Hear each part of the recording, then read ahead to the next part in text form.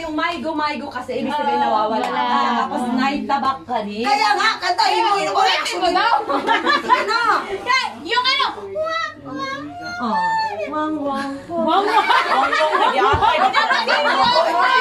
Ulis mo.